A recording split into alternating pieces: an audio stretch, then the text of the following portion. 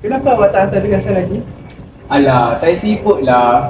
Nanti saya buat lah. Ini bukan alasan. Awak kena ikut tarikh. Relax lah, bukan penting sangat pun.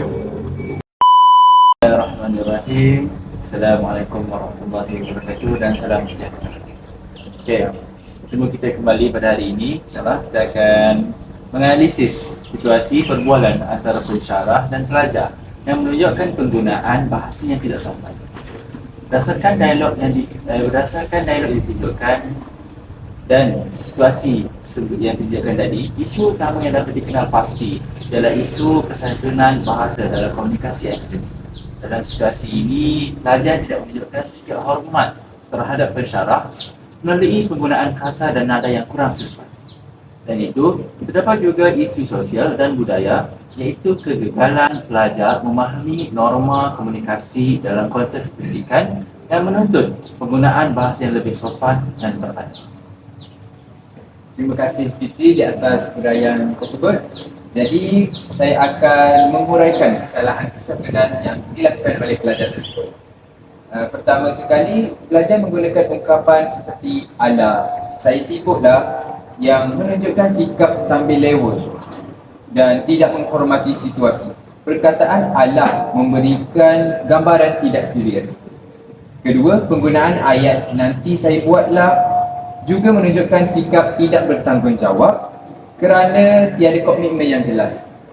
Ketiga pula ialah ayat "relax lah, bukan penting pun", merupakan kesalahan yang paling ketara kerana menunjukkan sikap biadab dan tidak menghargai arahan pensyarah. Secara keseluruhannya, pelajar gagal menggunakan bahasa yang sopan dan tidak menjaga hubungan hormat dengan pensyarah.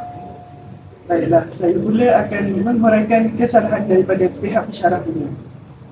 Walaupun pensyarah berada pada kedudukan yang tinggi, penggunaan ayat seperti ini bukan alasan kedengaran agak tegas dan kurang itu. Pensyarah boleh menggunakan pendekatan yang lebih berhemah supaya pelajar lebih terbuka untuk menerima teguran. Nada yang terlalu keras boleh menyebabkan pelajar berasa tertekan atau defensif. Namun begitu, kesalahan dari pihak pensyarah adalah lebih kecil berbanding pelajar kerana teguran tersebut masih dalam konteks mendidik. Terima kasih Arif. Seterusnya saya akan merumuskan jenis kesalahan yang terdapat dalam situasi ini. Pertama ialah kesalahan laras bahasa, di mana pelajar menggunakan bahasa santai dalam situasi rasmi. Kedua ialah kesalahan kesantunan bahasa, kerana tiada penggunaan kata hormat seperti maaf, izin atau akan saya usahakan. Ketiga ialah kesalahan nada dan intonasi yang menunjukkan sikap tidak serius dan tidak menghormati pensyarah. Kesemua kesalahan ini menyebabkan komunikasi menjadi tidak berkesan dan boleh menjejaskan hubungan antara pelajar dan pensyarah. Terima kasih Baria. Sebagai kesimpulan, situasi ini jelas menunjukkan bahawa penggunaan bahasa yang tidak sopan boleh memberi kesan negatif dalam komunikasi, terutamanya dalam konteks pendidikan. Pelajar seharusnya menggunakan bahasa yang lebih beradab dan menunjukkan rasa hormat kepada pensyarah, manakala pensyarah pula boleh mengekalkan pendekatan yang tegas tetapi berhemah.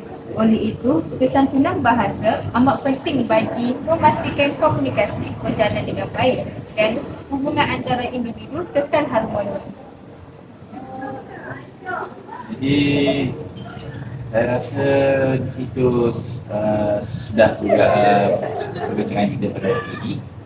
Kita sudahi lagi kita dengan Assalamualaikum warahmatullahi wabarakatuh.